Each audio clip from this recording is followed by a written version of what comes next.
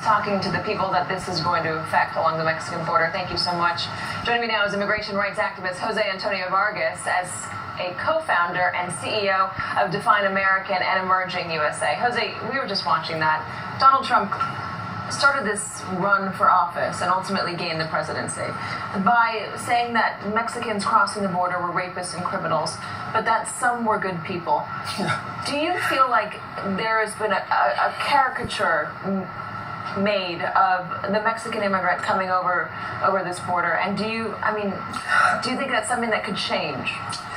By the way, I'm a journalist as well. I worked at the Washington Post for 5 years, so I'm not just an immigration activist. And as a journalist, I actually have a request to everybody in the media, MSNBC, CNN, the Washington Post, the New York Times, which is that we don't play into what we just saw, by the way, right? Like, immigration is not only a Mexican issue.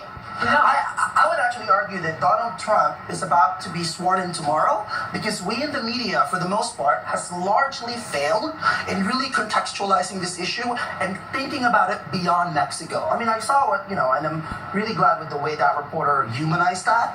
But did we do that to Canada, by the way? Are there reporters right now in Canada trying to figure out how many white Canadians are about to come this way? Donald Trump focused it on Mexican immigrants. He also focused it on Muslim immigrants. Those are two of the areas. And I actually think we owe the Mexican people in this country an apology, because most Mexicans in this country are U.S.-born American citizens. The fastest growing undocumented population are Asian immigrants. I'm Filipino, right? And yeah, what have we done?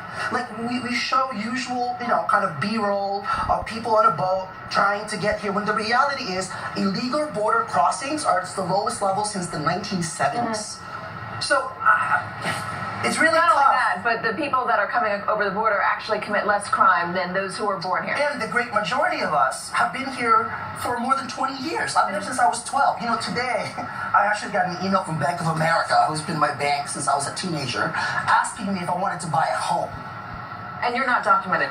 I'm not a U.S. citizen. So you're not documented. You come from the Philippines. You have an incredible story that you documented yourself in, I believe it was the Washington Post, right? No, actually, in a documentary for CNN. In a documentary. Yeah. You talk about how your mother, when you were 12, put you on a plane with an uncle you had never met. And you didn't know about this until you went to the DMV with what turned out to be a fake green card. A fake green card. And the woman at the DMV said, please don't come back here, and let you go. So are you worried about your status? Clearly, you've grown up here. You've contributed to society here in a really major way. Do you have any idea what's going to happen to you? Me personally, I don't. I have no idea. So I've been here for 23 years. I have paid thousands of taxes. Very proud to pay the taxes. Very proud to pay thousands of dollars in Social Security, even though I can't get any of that back, right? I'm older than what the dreamers you're talking about, right? Like right now, there are about 800,000 young people in this country who have grown up here, gone to college here, who are working, paying taxes, buying cars, buying homes, and President Trump, with a stroke of a pen, can take away their immigration status. And that could happen as early as this weekend. And Forbes, Donald Trump has been on the cover of Forbes, he knows.